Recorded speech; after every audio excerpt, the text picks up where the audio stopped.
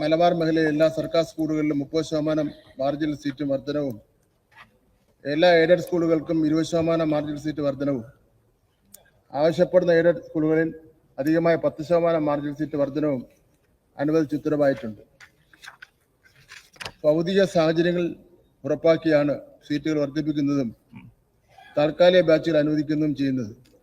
അതിനാൽ ഇത് പഠന നിലവാരത്തെ ബാധിക്കുന്നതായി റിപ്പോർട്ട് ചെയ്യപ്പെട്ടിട്ടില്ല. +1 പ്രവേശനവുമായി ബന്ധപ്പെട്ട് കഴിഞ്ഞ ദിവസം വിദ്യാർത്ഥി സംഘടനാ പ്രതികളുമായി യോഗം ചേർന്ന ഇതിൽ സംസ്ഥാനത്ത് പ്രത്യേകിച്ച് മലപ്പുറം ജില്ലയിലെ +1 പ്രവേശനവുമായി ബന്ധപ്പെട്ട ആധികാരിക കണക്കുകൾ വിദ്യാർത്ഥി സംഘടനകൾക്ക് ആദ്യമേ തന്നെ കൈമാറിയിരുന്നു. ചർച്ച തുടങ്ങുന്നതിന് മുമ്പ് തന്നെ അവർക്ക് അതിൻ്റെ രേഖ നമ്മൾ കൈമാറിയിരുന്നു.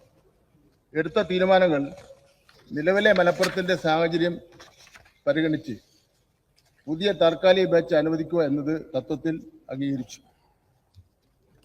സർ, ജൂലൈ 2-ന് സപ്ലിമെന്ററി അലോട്ട്മെന്റിനുള്ള അപേക്ഷ ക്ഷണിച്ചിരിക്കുകയാണ്.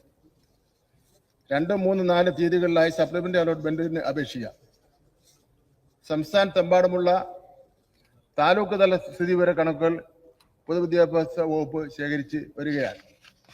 സർ, മലപ്പുറം ജില്ലയിലെ നിലവിലെ സാഹചര്യം കണക്കിലെടുത്ത് ഇക്കാര്യം പരിശോധിച്ച് റിപ്പോർട്ട് നൽകുവാൻ 2 പേരടങ്ങുന്ന ഒരു സമിതിയെ നിയോഗിച്ചിട്ടുണ്ട്. സർ, അതിനെ കമ്മീഷൻ എന്നൊന്നും വ്യാഖ്യാനിക്കല്, ഒരു 2 പേരെ ചുമതലപ്പെടുത്തിയത് മാത്രമാണ്. ഹയർ സെക്കൻഡറി ജോയിന്റ് ഡയറക്ടർ അക്കാദമിക്കും മലപ്പുറം RDD എന്നിവരാണ് ചുമതലപ്പെടുത്തിയിട്ടുള്ളത്. ജൂലൈ മാസം 5-നകം അവരുടെ റിപ്പോർട്ട് നൽകുന്നതിന് വേണ്ടി പറഞ്ഞിട്ടുണ്ട്. നിലവിൽ ജൂലൈ 31-നകം അഡ്മിഷൻ അവസാനിപ്പിക്കുന്ന രീതിയിലാണ് പ്രവേശന ഷെഡ്യൂൾ ക്രമീകരിച്ചിരിക്കുന്നത്. നേരത്തെ പ്രഖ്യാപിച്ചിട്ടുള്ള പ്രോസ്പെക്ടസിൽ അങ്ങനെയാണ് പറഞ്ഞിട്ടുള്ളത്. +1 പഠനം ആഗ്രഹിക്കുന്ന എല്ലാ വിദ്യാർത്ഥികൾക്കും പ്രവേശനം ഉറപ്പാക്കും സാർ. ഇതിനകം തന്നെ ക്ലാസ് ഇതിന്റെ അടിസ്ഥാനത്തിൽ ഇനിയിപ്പോൾ പുതുതായിട്ട് ചേർന്ന കുട്ടികൾ ക്ലാസ് നഷ്ടപ്പെടുമെങ്കിൽ ആ വിദ്യാർത്ഥികൾക്ക് ബ്രിഡ്ജ് കോഴ്സ് നൽകി അവർക്ക് പഠന വിടവ് നികത്തുന്നതിനുള്ള നടപടികൾ സ്വീകരിക്കും സാർ.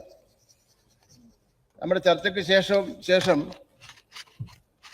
ബഹുമാനപ്പെട്ട പ്രതിപക്ഷ നേതാവും അതുപോലെ തന്നെ ഉപനേതാവും എല്ലാം ഈ school Kerala admission supplementary allotment കഴിഞ്ഞതിന് ശേഷം നടത്തുന്നതായിരിക്കും നല്ലത് എന്നുള്ളതിനുള്ള ഒരു നിർദ്ദേശം വച്ചു.